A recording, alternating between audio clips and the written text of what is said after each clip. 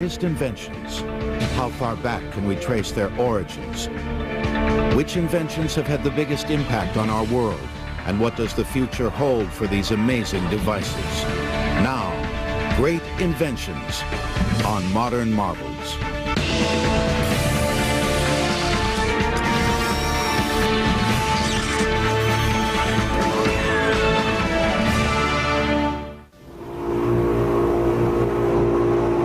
In today's world, technology and invention progress at an astonishing speed. We have instantaneous access to information and images from around the globe. Advances in modern medicine are working to vanquish even the most elusive and deadly of diseases. We can travel great distances in a matter of hours and travel beyond Earth into space. All of this is possible because of humankind's desire and ability to invent. But many of our greatest modern inventions often had humble, ancient origins, key discoveries that led the way for great inventions to follow. But what makes a great invention? Great invention has a kind of elegance and a kind of projection. It doesn't solve one problem. It opens up the opportunity to be applied to a variety of problems, and it opens up new opportunities. One invention that has played a key role in many of society's greatest inventions is also one of history's oldest technological devices, the wheel.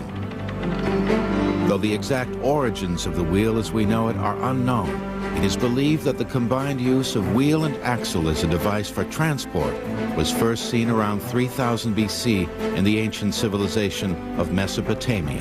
What's really important is the wheel, as used on farmers' carts, allows for the movement of crops from the farmlands into the cities, and the more efficient that you can move crops and foodstuffs in from the farmlands into the cities, the bigger the population you can have. But the wheel had even more ancient uses. With the discovery of rotary motion as early as 8000 BC, enterprising inventors of times long past found the wheel to be an important and versatile tool. They began using forms of the wheel to aid in their everyday tasks. Flywheels and pulleys allowed for heavy stones and rock to be lifted, allowing cities to rise up quicker, higher, and more efficiently. Water wheels became a primary source for generating early forms of power. And rotating gears became the essential device in an endless variety of tools and machinery, helping to spark the Industrial Revolution. The wheel and rotary motion made the creation of another civilization-changing invention possible, the steam engine. The steam engine propelled the world into a new age of transportation. Popular legend has it that 18th century inventor James Watt discovered the power of steam when he observed the lifting lid of a kettle of boiling water. The truth is that man had been aware of the power of steam for countless centuries, long before Watt ever sat down for his first cup of tea.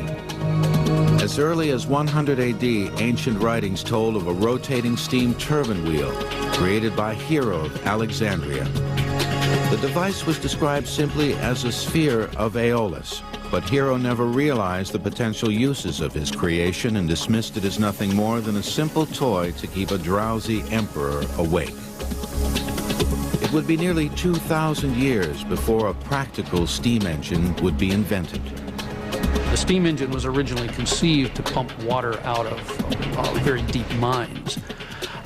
And it soon became applied to lots of other things, especially for driving all sorts of mills. Most closely associated with the creation of the steam engine is 18th century English engineer and inventor Thomas Newcomen. Newcomen designed and built one of the first practical atmospheric steam engines around 1712. The steam engine consisted of a series of steam-driven piston rods linked by chains that rose and fell in order to lift water out of mines. For over 50 years, Newcomen's steam engine set the standard, but a Scottish instrument maker and engineer, James Watt, set out to improve on Newcomen's creation. Initially, the rotative motion wasn't used with atmospheric engines because they weren't very evenly running engines. James Watt, by applying steam to both sides of the piston in a cylinder, and with the use of properly designed valves, could impart a regular rocking motion to a beam and, by means of a crank, then rotate a wheel. This improved steam engine, aided by the wheel, provided a major advance in the way we traveled over water. By the late 1700s, the steamship was man's first major development at traveling great distances since the creation of the sail, thousands of years before. The French were the steamship's earliest pioneers in the late 1700s, but it was an American, Robert Fulton, who first achieved commercial success when he gained worldwide attention for driving his steamship the Clermont between New York and Albany in 1807. With the success of steam travel on the waterways, inventors looked at the steam engine as a source of power for land transport. The steam engine led to another revolutionary invention that literally connected communities the world over, the railroad.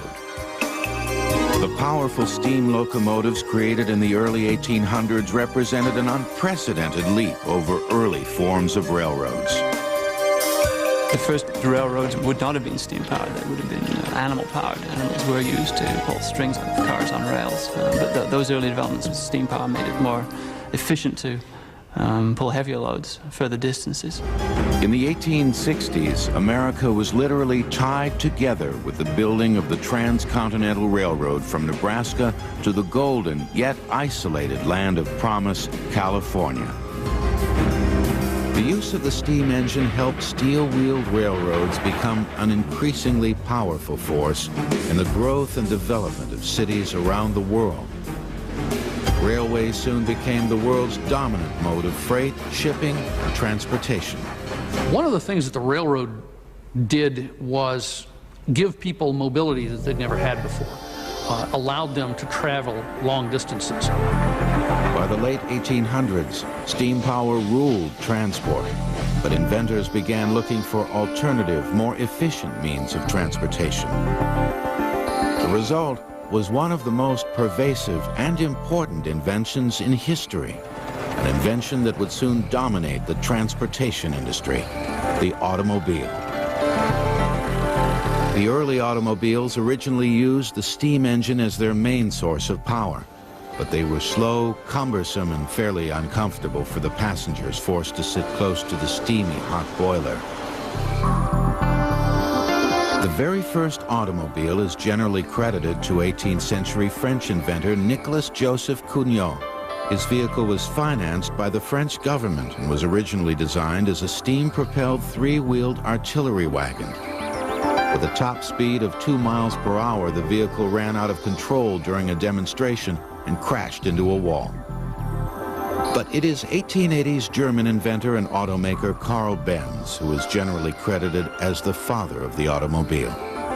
Carl Benz and his contemporary Gottlieb Daimler are important because they're really the first people to not only come up with, in their case, gasoline-powered road vehicles, but they persisted at it and eventually developed vehicles that they sold for market.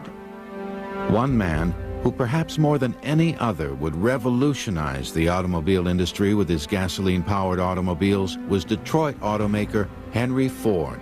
Ironically, it was an early steam engine that inspired the automotive pioneer.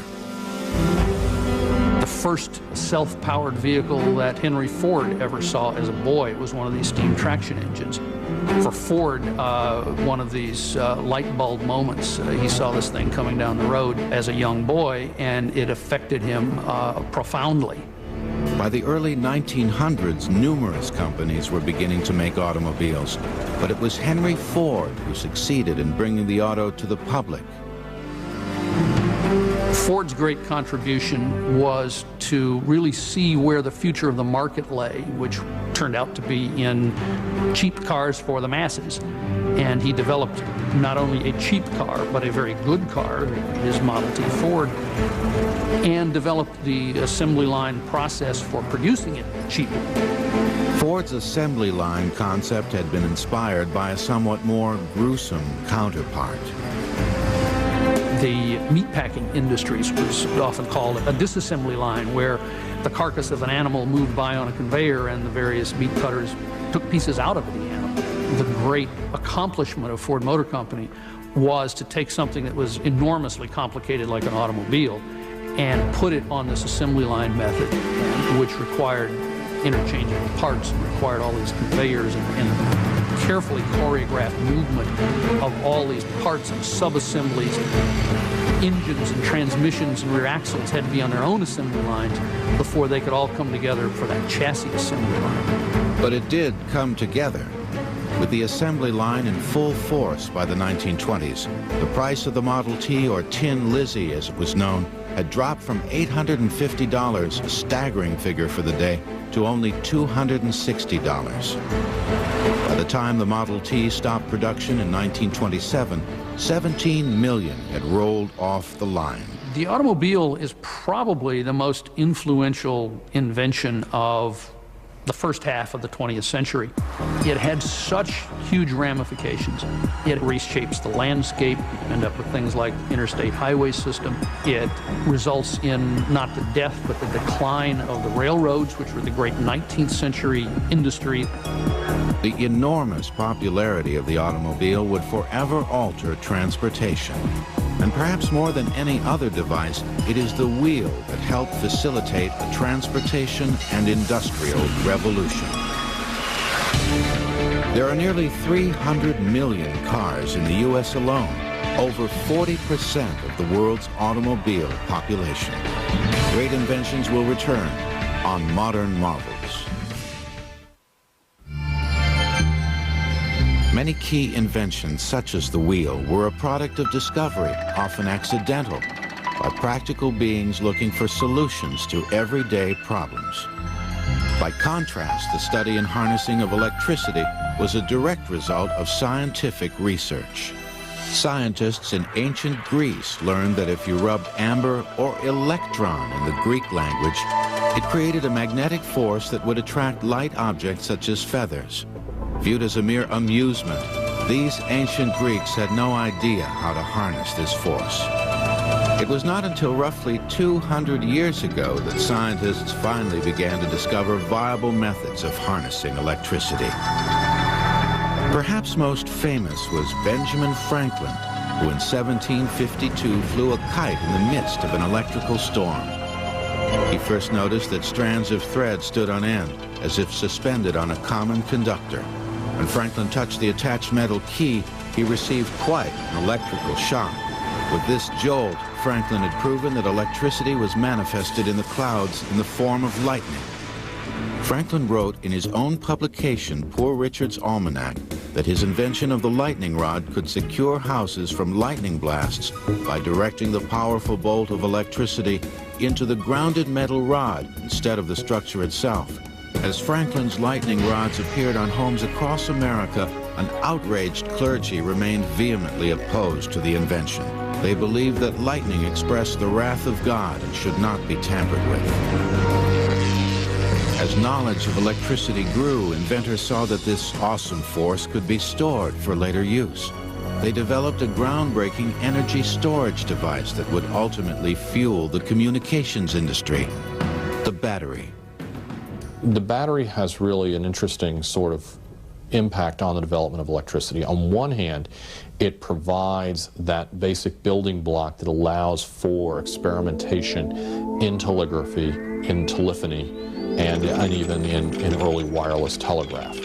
But the search for a usable battery was not a new one. There is speculation that a crude form of electrical battery may have appeared in the 1st century A.D. In 1938, an Austrian scientist working in Baghdad uncovered a small pottery jar with a copper tube and iron rod running down its middle.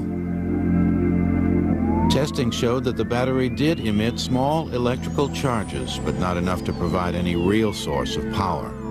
Since it was discovered in what was clearly the house of a magician and medicine man, however, many others dismiss it as nothing more than a simple magic trick used to instill awe, perhaps even fear, in all who saw it.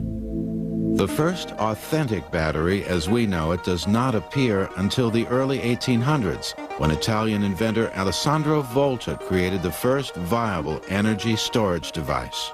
What it consists of is a pile of plates, and in fact it's sometimes called a Volta's pile, because it's literally a pile of metal plates alternating copper and nickel or copper and silver with an acid in between copper and zinc is another pile. And the bigger pile you make, the more current you can get out of your battery. Volta's invention of the battery was truly groundbreaking. For the first time in history, the powerful force of electricity could actually be stored and used as a source of energy. In the middle of the 19th century, minor improvements were made to the battery. Now, known as wet cells, they basically consisted of a jar of acid with metal electrodes stuck inside. The acid caused a chemical reaction that produced electrons, which flowed through the metal electrodes to provide power to the attached device. Continual improvements were made to the battery. Inventors soon found it to be an indispensable device in their latest life-changing creations. The simple battery became a key element that ultimately fueled major advances in instantaneous communication. Less than 150 years ago, communications were mostly limited to messages delivered in person. As the scientific knowledge grew that electricity could be transferred from one place to another, inventors began to experiment with the possibility that the same principle might apply to communication. The result was a great invention that took the first steps toward bringing the world closer together. Instantaneous communication was now possible for the first time in history with the telegraph. The telegraph is based on the battery and the electromagnet, both of which are inventions of the very early 19th century. All you have to do to make a telegraph is simply string a wire over a distance, have an electromagnet attached to one end and have an on-off switch at the other end, and that allows you to send a message. And then when you apply a code, dots and dashes, for example, so that you can represent numbers, letters of the alphabet, that sort of thing, then in fact you can send any message you want over any distance you want that you have the wire strung.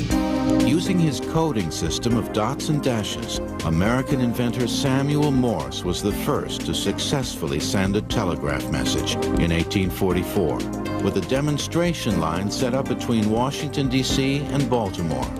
The message that Morse sent was a simple but powerful one. What hath God wrought? The growth of the electromagnetic telegraph was truly dramatic. In only 20 years after Morse had laid his first line between Washington and Baltimore in the mid-1840s, we had people putting in undersea Atlantic cable to transmit messages between the continents. The battery-powered telegraph gave rise to a whole host of electrical inventions.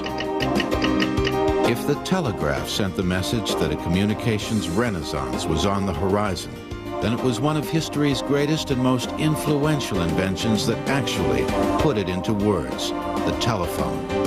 Alexander Graham Bell called it, in fact, a speaking telegraph initially, because that's what it was. It was a telegraph line in which you had put a microphone and a speaker, in a sense, at each end, so that, in fact, it would send the spoken voice rather than dots and dashes.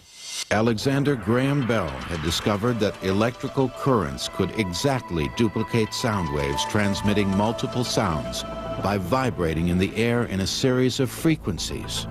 Bell was a teacher for the deaf, and he had spent a great deal of time researching sound waves and the principles of acoustics. Working with his assistant, Thomas Watson, Bell realized that you could not only send several different sound tones over the wire, but that you could actually send one complex sound wave, namely the human voice. He realizes it in March of 1876, and he sends the first human voice message over telegraph wire when he says to Watson, "Come here, I want you." And he simply wanted to show Watson that the transmitter was actually working, and Watson heard it on the receiver, and they were very excited. Ironically, the telephone did not catch on right away. In fact, the leading telecommunications giant at the time, Western Union, refused Bell's offer to sell them the telephone patent for $100,000. Little by little, however, the public began to gravitate to the phone. By 1877, Western Union began to rethink their decision and offered to buy the telephone from Bell and his Bell Telephone Company. But Bell refused. He knew at that point that he had a good thing. Coming up, electricity lights the way for an entertainment and information renaissance. With the invention of the battery, scientists had learned how to harness small amounts of electrical energy. But stronger, more powerful currents of electricity would lead to more great inventions. The advances in electrical power now depended on the development of mechanical methods of generating electricity. Inventors were continually finding new ways to harness this powerful force of nature.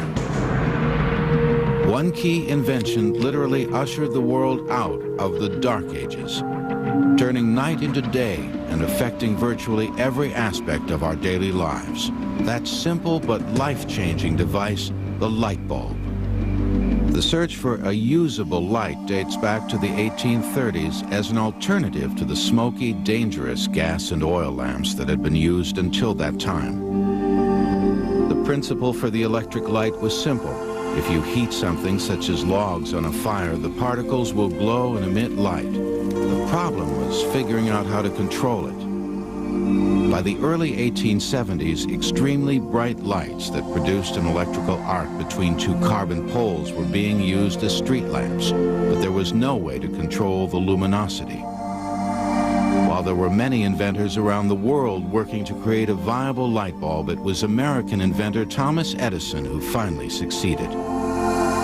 Edison is actually a late entrant into the contest for creating a successful light bulb. Edison was already world-renowned for his initial inventions, contributions to the telegraph industry, and the invention of the phonograph. He was already known as the Wizard of Menlo Park. Edison had boasted that he would have his light bulb completed in only a few months. Edison, if nothing else, was full of confidence. It took him more like a year and 3 months, but he did indeed produce it. And again, carbon turned out to be the critical substance, and he found that if he had a thin piece of carbon, some trick in getting that thin piece of carbon, and again put the electric current now through the carbon instead of between the carbon poles, through the carbon. You heat that carbon up and it glows, and it glows bright but not too bright. I firmly believe that the machine age will favorably affect the lives of the workers. It is impossible, however, to forecast what electricity and invention will make of the world 100 years hence. Thomas Edison was right. There was no way he could have predicted the impact that electricity or his own invention of the light bulb would have on history. The invention of the electric light bulb in 1879 profoundly changed society. The visionary inventor also saw beyond the light bulb, and within a year, Edison had laid the groundwork for a complete electric light and power distribution system. I can't think of anything that changes the way in which we live, domestically, at work, or in the community, more than the light bulb. Lighting at work allowed for shift work, overnight work, increased the efficiency of laborers. It also made transportation entirely different. The light bulb also changes entertainment. It changes the way in which we advertise materials. It literally changes work, play, and home life dramatically. With his creation of the light bulb, Edison had also in effect created the electronics industry. He had placed his carbon filament electric light inside of a vacuum-sealed, airtight bulb. Over the next couple of decades, an Italian inventor named Marconi took Edison's concept of an electrical property charged in an airtight bulb and developed it into another great invention that would help usher in mass communications, the vacuum tube. The vacuum tube turns out to be an efficient way of both detecting and producing radio waves. One of history's most influential and enjoyable inventions would, for the first time ever, bring a world of information and entertainment into the home: radio. When the new concept of radio was introduced early in the 20th century, it created a revolution. Key element of radio was first an understanding that there were radio waves.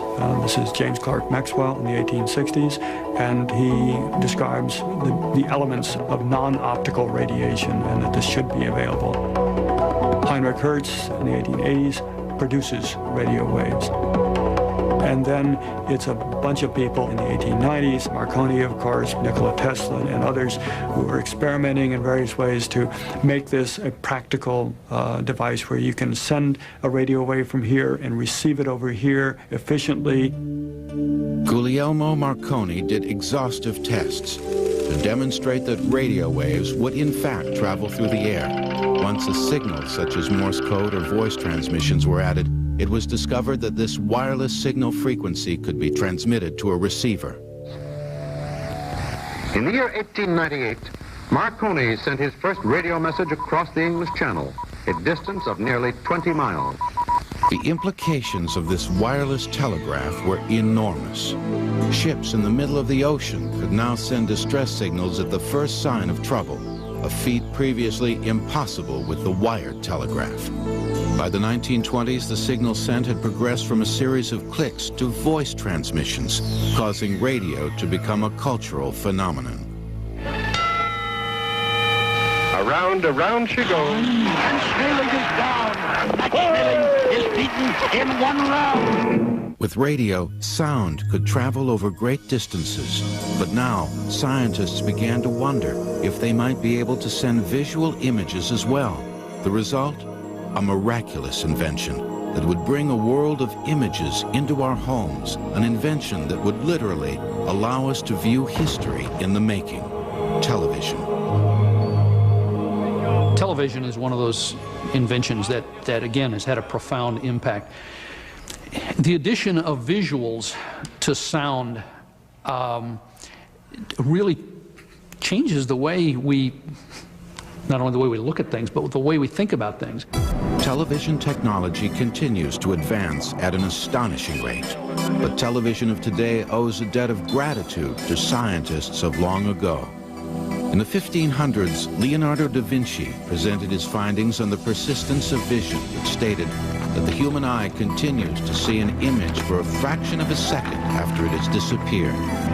This concept is applied to our modern television system, which sends 30 complete pictures every second. And color television owes a debt of gratitude to Sir Isaac Newton, who in 1666 discovered the color spectrum, proving that a rainbow of colors are formed when white light is shown through a glass prism. In the early 1860s, Giovanni Caselli created what many consider to be the first television broadcast. In an experiment with early imaging, the Italian-born priest wrapped tinfoil around rotating cylinders and sent shadowy transmissions of handwritten messages and line drawings over a telegraph wire. The modern television as we know it was not the product of a single mind, but numerous inventors from around the world who all had a hand in its creation. Principal inventors often cited for electronic television are Vladimir Zworykin, who was working first for Westinghouse and then RCA in the 1920s and 30s, and Philo Farnsworth, who was pretty much a lone inventor at the beginning and then got involved with Philco and others.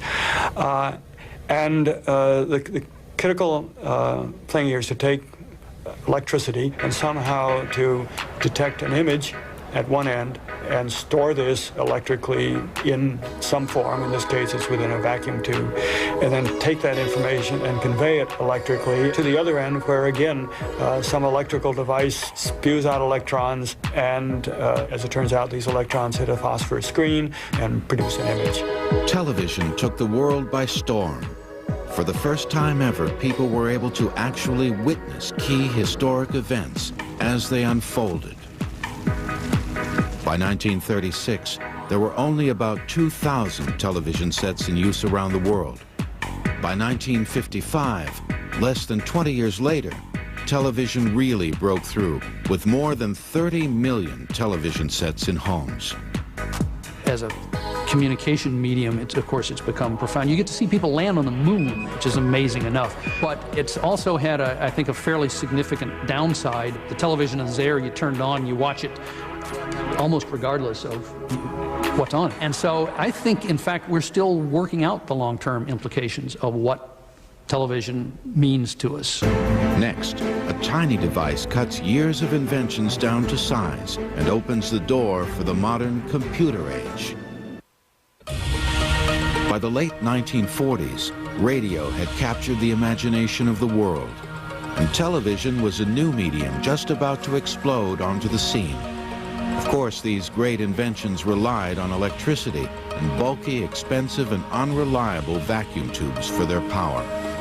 Then, in 1948, an invention the size of an average finger was announced with very little fanfare, but it would leave an indelible mark on history and society: the transistor.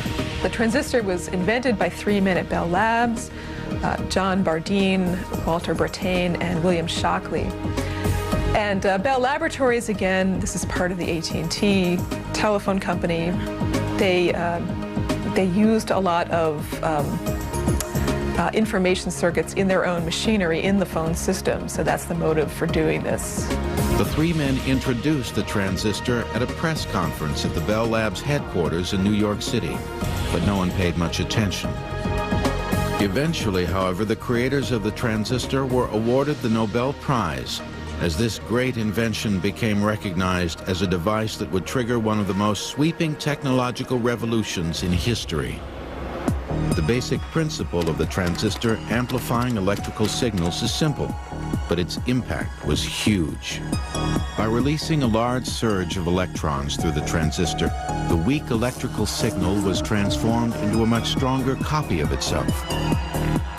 Transistors increased those electrical signals in a fraction of the space, which in turn scaled everything down to size. Transistors were much less expensive and far more reliable than bulky vacuum tubes. With improvements being made almost immediately, the device played a key role in a great invention that has had a global impact on virtually every aspect of our lives: the computer. The next significant thing that happened after the transistor was the integrated circuit, or the chip. The single thing on your computer that really runs the whole thing, the CPU chip, contains tens of millions of transistors on a single chip. So you can see the economies of scale. We went from 18,000 vacuum tubes to run a big computer down to several thousand transistors to run the first real business computer, down to our desktop, which has tens of millions of little transistors, microscopic transistors on a single chip. An extraordinary achievement when you consider that less than 50 years ago, a computer was a massive bank of machines that took up an entire room, held far less memory, and was infinitely slower than today's slowest computers. The earliest forms of computers were created by a mathematician named Blaise Pascal, who actually invented 50 machines in 1645 that would compute mathematical equations. Thinking it to be a great invention, he believed that bookkeepers and accountants would clamor for his new device. Much to his surprise, however, the invention was rejected because the device threatened people who feared it would make their jobs obsolete. He abandoned work on the computers only to turn his fertile mind to other scientific endeavors. But others created early computing systems. By the mid-1800s, a French inventor named Joseph-Marie Jacquard created a predecessor to the punch card system called the Jacquard loom, which automatically manipulated a weaving loom. It is British mathematician Charles Babbage, however, who is known as the father of computing for his work in the 1830s and 40s on a mechanical device most closely resembling today's computers. Babbage is so significant during this time period is because he formulated what we now know today as the modern computer. There was an input, there was an output, there was a control unit, a processor, all these terms that today are incorporated into the modern computer. The next big advancement in computing came in 1890 by a young census worker named Herman Hollerith. He created a punch card computing machine to aid in the seemingly impossible census count. We take a census every 10 years, and it was taking more than 10 years, or they projected it would take more than 10 years to count the results. So clearly that's absurd. The 1880 census had taken 7.5 years, so it was already 7.5 years out of date when they finally got it. Hollerith's machine was a success and remained in use for several decades. The 1890 census was completed in only 2.5 years. In 1911, Hollerith's successful business machine company merged with another to form the Computing Tabulating Recording Company. In 1924, they changed the name to International Business Machines Corporation, better known as IBM. Computing made its next great leap in the 1940s. When you think of a modern computer, what you're really thinking of is an automatic digital computer. And the first automatic digital computer was the ENIAC, the electronic numerical integrator and computer. The ENIAC project was funded by the U.S. Army in 1943 as a method of calculating mathematical firing tables for weapons launched during World War II. Previously, with the men off in battle, the complex weapons took a corps of 100 female mathematicians more than a month to figure a single firing table. The ENIAC, I think, really put these massive machines into the public consciousness. People called it a giant brain, and there was this kind of first dawning outside the scientific community of what a computer could really be. Aided by the creation of the simple transistor, what the computer turned out to be was an indispensable device that has forever changed the way we live and work. Everybody's using them, and I think that's a very significant thing that's happening in our culture today. In fact, in schools, we've got children teaching adults. I can't think of another time in history where something like that has been true. Whether editing a simple business letter or influencing the vast global economy, there is perhaps no other invention that has impacted the world as deeply as the computer. Next, 17th century astronomer Galileo is astounded by a device that even to this day continues to save millions of lives. During an average workday, the human eye must refocus over 20,000 times to read the letters on a computer screen. Modern marvels will return in a moment. Perhaps the greatest advances in modern medicine can be attributed not to surgical techniques or the discovery of new drugs, but another great invention, the microscope. It was not until the invention of the microscope that scientists were able to detect and defeat deadly bacteria. While the practice of healthcare in one form or another is as old as civilization itself, early scientists were truly working in the dark until they began applying the principles of optics and lenses to their research. In 1609, an optician's apprentice discovered that if spectacle lenses were placed in certain positions, objects seen through them appeared to be much closer. Famed inventor and scientist Galileo vastly improved the invention prompted by this discovery, the telescope. By creating a device that could magnify objects 30 times their normal size, Galileo used the telescope to make numerous important discoveries about our solar system. He soon gazed inward instead of outward with another recently invented optical device that he said made flies look as big as a lamb. That device was the microscope. As man's understanding of optics continued to progress, microscopes became increasingly powerful. Aided by the microscope, scientists would uncover life-saving discoveries that would impact healthcare more deeply than at any time in history. They would wage a war with disease, armed with a powerful new weapon, vaccines. It is only because of the microscope that scientists were ultimately able to save millions of lives with the creation of vaccines. I mean, a big step forward as far as other vaccines was the microscope and the ability to identify bacteria that were causing diseases, for example, diphtheria. People were able to see specific organisms, and then they were able to take them and put them into animals and reproduce diseases and show the same organisms. So the microscope played a major role in the subsequent development of many vaccines. The earliest recorded attempts to vaccinate against disease dates back to India in 700 AD. Buddhist monks routinely ingested snake venom in the belief that if they were bitten, their bodies would have to build up immunity to the poison. No one knows for certain if that radical attempt at early vaccination was effective, but they did have the right idea. But it was not until the end of the 19th century, with the help of the microscope, that the link between germs, bacteria, and disease was discovered. Scientists began to create appropriate vaccines. Vaccines are designed to introduce a bit of the disease into the body without actually passing on the disease itself. The body then produces an antibody that creates immunity to the disease in question. Edward Jenner created the first successful immunization in England in 1796. And while he was certainly using an early form of the microscope, his discovery was the result of a keen observation. Smallpox was an epidemic disease that had plagued the world for more than 2,000 years.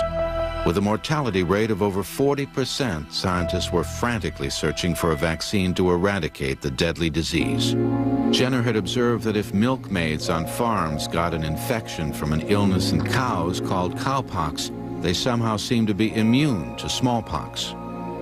What Jenner did was take the material from the lesion of a milkmaid and inoculated that into the arm of a boy, James Phipps, and that this boy was subsequently exposed on purpose to smallpox, and he was protected. In time, the once deadly disease smallpox was eradicated completely. And then, in the late 1800s, French scientist Louis Pasteur made more great strides in vaccine research. Pasteur is known to history, I think primarily because of the nature of the development of his rabies vaccine. And that used the attenuated matter to produce a way of treating rabies, which up until that time no one had been able to treat. The next big advancement in medicine was antibiotics. In the early part of the 20th century, one of the most important antibiotics in history came close to being shelved forever. In 1928, penicillin was discovered by Alexander Fleming, who noticed with the help of microscopes that mold growing on a jelly sample in his lab completely destroyed bacteria that he had been cultivating.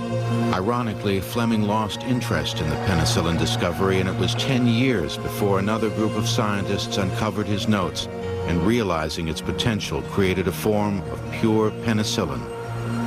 With penicillin, great strides were being made in the war on bacteria, but scientists now needed a way to battle viruses. Viruses, unlike bacteria, are a substance much too small to be seen by even the strongest conventional microscopes. Scientists once again harnessed the power of electricity and created the electron microscope, a device that finally allowed the magnification of viruses. America pumped billions of dollars of research money into the development and creation of new vaccines. Jonas Salk's research led to the creation of a vaccine that virtually eradicated the crippling and deadly disease polio, and a host of other vaccines were created to battle diseases ranging from measles, mumps, rubella, hepatitis, and many others. These vaccines help us live longer than at any other time in history. History's key inventions have affected and influenced every aspect of our lives: how we live, work, play, and travel. And while these great inventions certainly stand on their own, they are in many ways inextricably connected. I think what we're seeing in the last 20 or 30 years, the latter part of this decade, is the amount of technologies that are kind of coming together and being utilized together, integrated, if you will, is so dramatic that we are seeing advancements unparalleled in any part of history. The human race has witnessed an incredible wave of important inventions. As long as man continues to think, he will continue to invent. And the result will be more great inventions that will undoubtedly change the course of history.